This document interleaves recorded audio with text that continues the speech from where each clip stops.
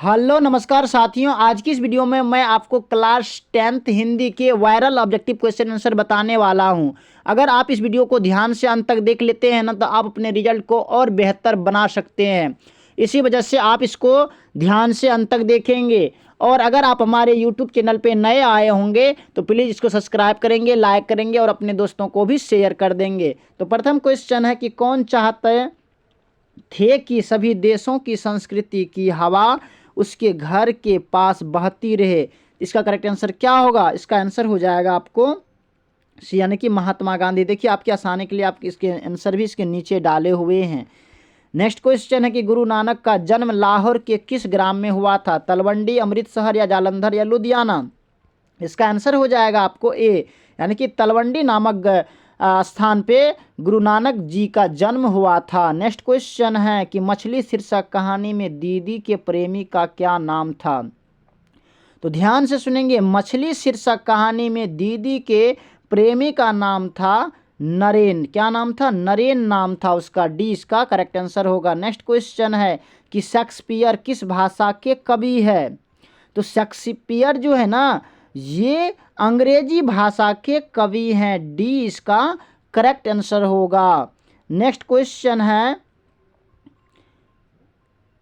कि रसूलिन बाई थी, क्या थी? इसका करेक्ट आंसर क्या होगा? रसूलिन बाई ये क्या थी? तो इसका करेक्ट आंसर हो जाएगा आपको सी, यानी कि ये गायिका थी। रसूलन बाई जो थी ना, यह एक गायिका थी। ध्यान रखेंगे, ऐसा नहीं कि आप इसको कवित्री में टिक आउट करके आओगे, ऐसे बिल्कुल नहीं करना है। नेक्स्ट क्वेश्चन है कि मो असु निहिले बरसो कौन कहते हैं? यानी कि ये पंक्ति कौन कहते हैं? तो इसका आंसर हो जाएगा आपको सी, यानी कि घनानंद जी कहते हैं कि मो असु वह निहिले बरसों कौन। नेक्स्ट क्वेश्चन है कि क्यों री राक्षसी इस छोटे से बच्ची को क्यों पीट रही है? किसने कहा? तो ये पंक्ति जो है ना, ये मंगमा जी कहते हैं। मंगमा ने कहा, क्यों री राक्षसी इस छोटे से बच्ची को क्यों पीट रही हो?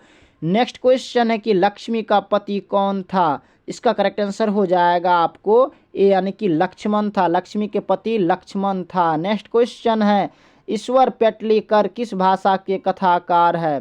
तो ये जो है ना, आपको गुजराती भाषा के कथाकार है। कौन? ईश्वर पेटलीकर।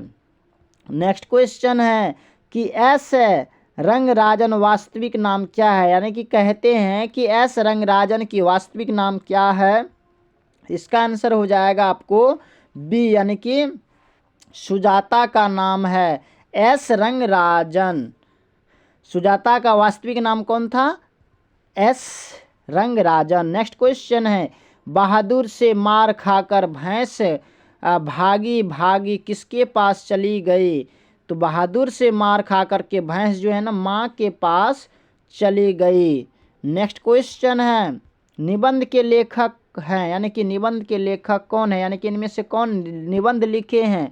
तो गुनाकर मूले जी जो है ना, ये एक निबंध लिखे हैं। देखिए, अगर अभी तक आपने चैप्टर नेम, राइटर नेम याद करने का ट्रिक नहीं देखे हैं तो प्लीज़ आप हमारे प्लेलिस्ट में जाइए। वहाँ पे chapter name, class 10th Hindi chapter name, writer name याद करने का एक देहाती ट्रिक दिया गया है। अगर आप उसको देख लेते हैं तो समझिए 10 से 15 नंबर आपने फिक्स कर लिए हैं। इसी वजह से आप जाइए और इस वीडियो को ज़रूर ध्यान से एक बार देख लें। अगर आप 10 मिनट का वीडियो देखने से अगर आपका 10 मार्क और अधिक जुट रहा है तो आपको देखने में बिल्कुल भी हिचकिचाना नहीं चाहिए। आप जाकर के देहाती ट्रिक देखें और रिजल्ट को और बेहतर बनाएं। नेक्स्ट क्वेश्चन है कि तार सप्तक के संपादक थे प्रयोगवादी कवि। कौन प्रयोगवादी कवि? इसका आंसर हो जाएगा आपको डी, यानी कि अज्ञेय जी। नेक्स्ट क्वेश्चन है कि हिरोशिमा किस देश में है? तो हिरोशिमा जो है ना, ये आपको जापान में है। कहाँ है? जापान में है। नेक्स्ट क्वेश्चन है दूर से ही ललकारता कौन, मैं जवाब देता दोस्त पंक्ति किस पाठ से लिया गया है? तो क्या होगा इसका आंसर? दूर से ही ललकारता। इसका करेक्ट आंसर हो जाएगा आपको ए, यानी कि एक वृक्ष की हत्या। नेक्स्ट क्वेश्चन है कि उसने कहा कि मैं कल पटना जाऊंगा, कैसा वाक्य है, तो इसका आंसर हो जाएगा आपको बी यानी कि मिश्र वाक्य है। यह क्या एक मिश्र वाक्य है। नेक्स्ट क्वेश्चन है कि निम्न में से कौन पदबंध का भेद नहीं है, तो संज्ञा विशेषण या क्रिया विशेषण या कर्म पदबंध। इसका आंसर हो जाएगा आपको डी यानी कि कर्म प्रबंध। नेक्स्ट क्वेश्चन है कि जिस समास के दोनों पदों की प्रधानता होती है उसे कहते हैं, उसे क्या कहते हैं, तो उसे द्वंद्व समास कहते हैं, द्वंद्व। नेक्स्ट क्वेश्चन है कि द का उच्चारण स्थान है, द अगर आप बोलते हैं ना द, आपको समझ में आ जाएगा कि ये कंठ है, कंठ का सॉरी द है ना, द, हाँ तो दंत होगा, सी इसका करेक्ट आंसर होगा। नेक्स्ट क्वेश्चन है कि व्यंजनों के अंत में कमा यानी कि हलंत लगने पर उनका मान क्या होता है। व्यंजनों के अंत में अगर हलंत लगता है तो उसका मान हो जाता है आपको आधा, क्या हो जाता है, आधा हो जाता है। नेक्स्ट क्वेश्चन है हलकारे का अर्थ होता है, क्या अर्थ होता है, इसका आंसर हो जाएगा आपको सी यानी कि हल जोतने वाले को हम हलकारे कहते हैं। नेक्स्ट क्वेश्चन है कि संधि का भेद नहीं है, इनमें से कौन संधि का भेद नहीं है। इसका करेक्ट आंसर हो जाएगा आपको डी यानी कि संज्ञा संधि। ये जो है ना संधि का भेद नहीं है। संधि के 3 भेद होते हैं, स्वर संधि, व्यंजन संधि और विसर्ग संधि। तो कहते हैं इनमें से कौन नहीं है, तो ये संज्ञा संधि जो है ना ये उसका भेद नहीं है। नेक्स्ट क्वेश्चन है कि ई वर्ण है, इनमें से ई वर्ण कौन है, हर्ष स्वर, दीर्घ स्वर या अंतस्थ व्यंजन या उष्म व्यंजन। इसका आंसर हो जाएगा आपको बी यानी कि दीर्घ स्वर है। नेक्स्ट क्वेश्चन है कि उच्चारण का सही संधि विच्छेद क्या होगा, तो उत जोड़ चारण बराबर उच्चारण होगा, बी इसका करेक्ट आंसर होगा, उत जोड़ चारण बराबर उच्चारण। नेक्स्ट क्वेश्चन है सात्विक का विपरीतार्थक शब्द है, यानी कि सात्विक का उल्टा शब्द क्या होगा, सत्यवादी या सत्कर्म या तामसिक या साहित्य। इसका आंसर हो जाएगा आपको तामसिक। अगर तामसिक दिया रहेगा यहाँ पर तो तामसिक का विपरीतार्थक शब्द क्या होगा, सात्विक, और सात्विक का क्या हो गया, तामसिक। नेक्स्ट क्वेश्चन है कि मछली के लिए मसाला कौन पीस रही थी, तो इसका आंसर हो जाएगा आपको सी यानी कि दीदी जो थी ना ये मछली के लिए मसाला पीस रही थी। नेक्स्ट क्वेश्चन है कि बिस्मिल्लाह खां के बचपन का नाम था, तो बिस्मिल्लाह खां के बचपन का नाम था कमरुद्दीन। क्या नाम था, कमरुद्दीन उसका नाम था उसके बचपन का। ये सब्जेक्टिव को आप बिल्कुल भी मिस्टेक्स नहीं करेंगे, इसमें बिल्कुल भी गलती आप नहीं करेंगे, इसको अच्छे ढंग से देख करके टिक आउट करेंगे। यकीन मानिए अगर आप इसको अच्छे ढंग से टिक आउट करते हैं तो आपका रिजल्ट और बेहतर होगा। बाकी अगर अभी तक आपने हमारे यूट्यूब चैनल को सब्सक्राइब नहीं किए हैं तो प्लीज़ एक बार सब्सक्राइब करेंगे और बेल आइकन को भी दबाएंगे और अपने दोस्तों को भी शेयर करेंगे। नेक्स्ट क्वेश्चन है कि सुजान रसखान की किनकी रचना है, तो सुजान रसखान जो है ना ये आपको रसखान जी की ही रचना है। देखिए सुजान रसखान लगा हुआ है, रसखान को रसखान से टिक आउट करेंगे, सही होगा। नेक्स्ट क्वेश्चन है कि बिस्मिल्लाह खां की शहनाई के साथ किस मुस्लिम पर्व का नाम जुड़ा है, तो किसका, बकरीद है, मुहर्रम है या मिलाद है। इसका आंसर हो जाएगा आपको मुहर्रम, क्या होगा, मुहर्रम। नेक्स्ट क्वेश्चन है काशी किसकी पाठशाला है, तो काशी जो है ना ये संस्कृति की पाठशाला है। भारत की जितना भी संस्कृति है सबकी पाठशाला है, जितने भी भारतीय संस्कृति थे अभी भी वो काशी में दिखने को मिलता है। नेक्स्ट क्वेश्चन है I want that girl admitted now, किसने कहा कि I want that girl admitted now. इसका करेक्ट आंसर हो जाएगा आपको बी यानी कि बड़े डॉक्टर ने ये बात बोला था। नगर शीर्षक कहानी के लेखक कौन है, इसका आंसर हो जाएगा आपको बी यानी कि सावरदैया।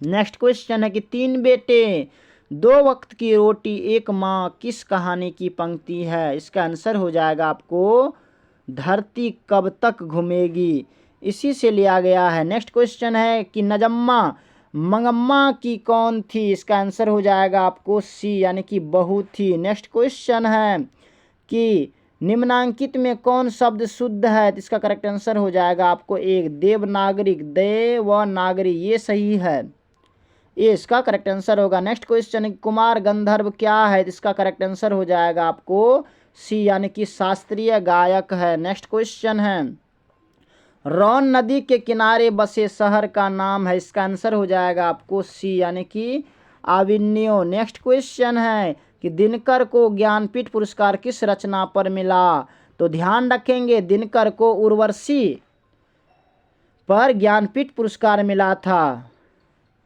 उर्वशी जब लिखा था ना उस पर इसको ज्ञानपीठ पुरस्कार मिला था, ध्यान रखेंगे। और दिनकर जी को कवियों के कवि यानी कि राष्ट्र कवि कहा जाता है, दिनकर जी को राष्ट्र कवि कहा जाता है। इसका जन्म सिमरिया बेगूसराय में ही हुआ था, ध्यान रखेंगे।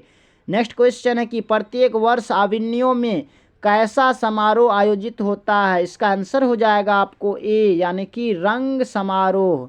प्रत्येक वर्ष आविन्यों में रंग समारोह आयोजित होता है। नेक्स्ट क्वेश्चन है कि विनोद कुमार शुक्ल किस कृषि विश्वविद्यालय में एसोसिएट प्रोफेसर थे, तो विनोद कुमार शुक्ल जी इंदिरा गांधी कृषि विश्वविद्यालय में एसोसिएट प्रोफेसर थे, याद रखेंगे इंदिरा गांधी।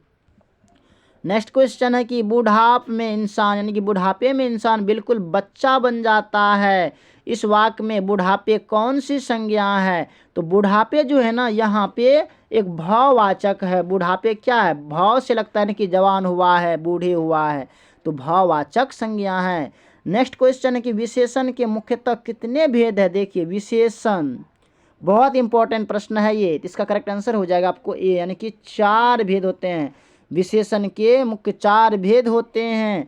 नेक्स्ट क्वेश्चन है कि आपने क्या खाया है, इस वाक्य में क्या कौन सा सर्वनाम है, इसका आंसर हो जाएगा आपको सी यानी कि प्रश्नवाचक। पूछता है ना कि आपने क्या खाया है, क्वेश्चन करता है ना कि आपने क्या खाया है, तो इसका प्रश्नवाचक सर्वनाम होगा। नेक्स्ट क्वेश्चन है कि भविष्य काल के कितने प्रकार है, भविष्य काल के कितने प्रकार है, इसका आंसर हो जाएगा आपको बी यानी कि 3 प्रकार है, भविष्य काल के 3 प्रकार हैं। नेक्स्ट क्वेश्चन है दधोदनम का संधि विच्छेद क्या होगा, तो इसका करेक्ट आंसर हो जाएगा आपको दधी जोड़ ओदनम बराबर दध्योदनम दन, ये होगा बी इसका करेक्ट आंसर होगा। नेक्स्ट क्वेश्चन है कि राम ने भिखारी को पैसे दिए, इस वाक्य में किसका कारक का विभक्ति है, राम ने कर्ता ने, तो इसका करेक्ट आंसर हो जाएगा आपको संप्रदान। कर्ता ने कर्म को करण से संप्रदान को के लिए आपादान से संबंध का के की, ये एक बार रट ही लेंगे। नेक्स्ट क्वेश्चन है कि लोह पुरुष में कौन सा समास है, लोह पुरुष, तो इसका करेक्ट आंसर हो जाएगा आपको लोहा जैसा पुरुष यानी कि कर्मधार है, जैसा काम वैसा परिणाम हुआ ना, कर्म यानी कि जैसा कर्म किया वैसा पुरुष बना, लोहा जैसा काम किया लोह पुरुष हुआ। नेक्स्ट क्वेश्चन है कि निर्जन में कौन सा उपसर्ग है, निर्जन में देखिए जन तो है लेकिन उससे पहले क्या लगा उपसर्ग, जो शब्द के पहले जुड़ता है, इसका करेक्ट आंसर हो जाएगा आपको निर जोड़ जन बराबर निर्जन होगा। नेक्स्ट क्वेश्चन है कि निम्नलिखित शब्दों में कौन सा समास शुद्ध है, इसका आंसर हो जाएगा आपको सी यानी कि सोनित, जो लिखा हुआ है ये बहुत शुद्ध लिखा हुआ है। नेक्स्ट क्वेश्चन है कि यदि ए के बाद कोई भी भिन्न स्वर आए तो ए किसमें परिवर्तित हो जाता है, तो ध्यान रखेंगे ए के बाद कोई भी अगर भिन्न स्वर आ गए तो ए जो है ना आपको आय में बदल जाता है और आय में बदल जाता है। ए है ना एक ठो, तो इसमें आय होगा अय, अगर आय रहता तो फिर आय होता। नेक्स्ट क्वेश्चन है कि निम्नलिखित वाक्यों में कौन सा वाक्य शुद्ध है, तो इसका करेक्ट आंसर हो जाएगा आपको ए यानी कि आपके दर्शन कब होंगे। नेक्स्ट क्वेश्चन है कि हाथ साफ करना मुहावरे का सही अर्थ क्या है, तो हाथ साफ करने मुहावरे का सही अर्थ हो गया चोरी करना, चोरी करना। नेक्स्ट क्वेश्चन है कि निम्नलिखित शब्दों में कौन सा शब्द शुद्ध है, हितैषी, हितैषी। ध्यान से अगर ऐसे ऐसे प्रश्न पूछा जाता, आप ध्यान से इसको पढ़ेंगे उसके बाद जाकर के इसका आंसर देखेंगे। तो हितैषी जो है ना सी वाला ऑप्शन है, हर्षी का तय का ये सी, ये जो है ना सी इसका करेक्ट आंसर है हितैषी, ये सही लिखा हुआ है। नेक्स्ट क्वेश्चन है कि अंतिम में कौन सा प्रत्यय है, प्रत्यय जो बाद में जुड़ता है तो अंतिम, तो इसका आंसर हो जाएगा आपको इम, है ना। अंत जोड़ इम बराबर अंतिम होता है, तो सी इसका करेक्ट आंसर होगा। नेक्स्ट क्वेश्चन है, अष्टाध्यायी में कौन सा समास है? अष्टाध्यायी, इसका आंसर हो जाएगा आपको ए, यानी कि द्विगु। अष्टाध्यायी यानी कि 8 अध्याय है इनमें। अष्टा मतलब 8 हुआ, इसलिए जिसमें संख्यावाचक हो, जिसको हम गिनते हैं 1 2 3 4 5 करके, जिसमें गिना जा सकता है, उसको संख्यावाचक को हम क्या कहते हैं? उसको हम द्विगु समास कहते हैं।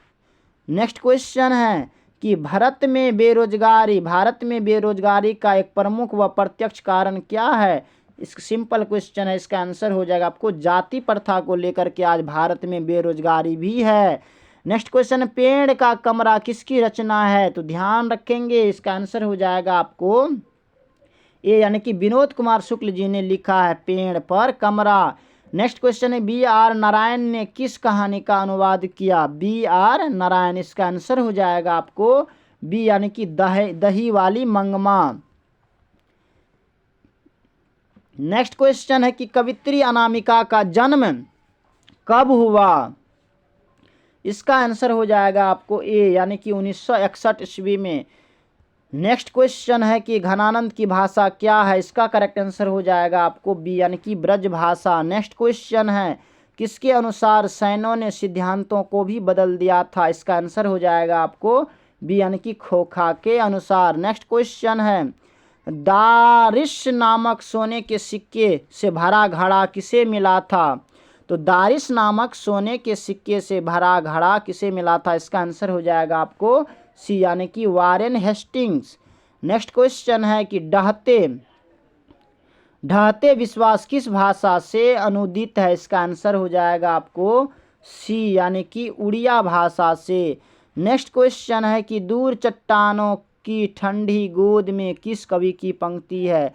तो ये पंक्ति जो है ना, इसका करेक्ट आंसर हो जाएगा आपको डी, यानी कि रेनर मारिया रिल्के जी कहते हैं कि दूर चट्टानों में ठंडी गोद में। नेक्स्ट क्वेश्चन है कि जीवानंद दास की किस कविता को प्रबुद्ध आलोचकों द्वारा रविंद्रोत्तर युग की सर्वश्रेष्ठतम प्रेम कविता की संज्ञा दी गई है? इसका आंसर हो जाएगा आपको बी, यानी कि वनलता सेन। नेक्स्ट क्वेश्चन है कि आध्यात्मिक शिक्षा से गांधी जी का क्या अभिप्राय है?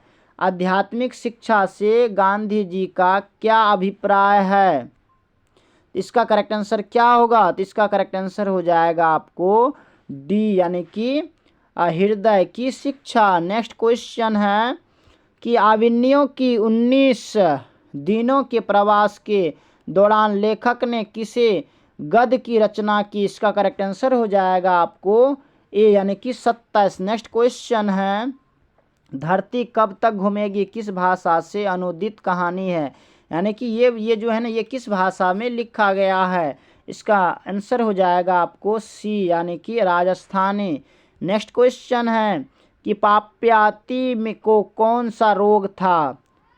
पाप्याती को कौन सा रोग था? टिटेनस, हेजा, कैंसर या मेनिनटाइटिस? इसका आंसर हो जाएगा आपको डी, यानी कि मेनिनटाइटिस। नेक्स्ट क्वेश्चन है, वारेन डेंगवाल को किस कृति के लिए साहित्य अकादमी पुरस्कार मिला है? इसका आंसर हो जाएगा आपको बी, यानी कि दुष्चक्र में श्रेष्ठता। नेक्स्ट क्वेश्चन है कि परदेश की विद्या पढ़ने का क्या परिणाम हुआ? इसका आंसर हो जाएगा आपको बी, यानी कि सबकी बुद्धि विदेशी हो गई। नेक्स्ट क्वेश्चन है कि नगर कहानी किस लेखक द्वारा रचित है? तो नगर कहानी जो है ना, ये आपको सुजाता के द्वारा लिखित कहानी है। नेक्स्ट क्वेश्चन है कि लेखक के अनुसार मनुष्य के नाखून किसके जीवंत प्रतीक है? तो लेखक के अनुसार मनुष्य का जो है ना, इसका आंसर क्या होगा? आप हमें कमेंट में बताएंगे। बाकी इनमें से हमने जितने भी प्रश्न बताए हैं ना, ये आपके बोर्ड एग्जाम की दृष्टिकोण से बहुत इंपॉर्टेंट था। इसी वजह से आप इसको 1-2 बार करके देखेंगे, और अगर आप इसको देख करके अगर आप एग्ज़ाम हॉल जाते हैं ना, तो आपका रिजल्ट बहुत अच्छा होने वाला है, आप यकीन मानिए। और आप जो है ना, ऑब्जेक्टिव भी देख लेंगे और सब्जेक्टिव भी देख लेंगे और अपने रिजल्ट को बेहतर बनाएंगे। बाकी ये वीडियो आपको कैसा लगा आप हमें कमेंट में बताएंगे। इनमें से आपका कितना सही हुआ है आप हमें बताएंगे। और अगर आपको ये वीडियो अच्छा लगा होगा, अगर थोड़ा सा भी अगर आपको सपोर्ट किया होगा तो प्लीज़ आप हमारे यूट्यूब चैनल को सब्सक्राइब करेंगे, लाइक करेंगे और अपने दोस्तों को भी शेयर करेंगे। बाकी thanks very much, all the best. फिर मिलते हैं आगे की वीडियो में, तब तक के लिए जय हिंद।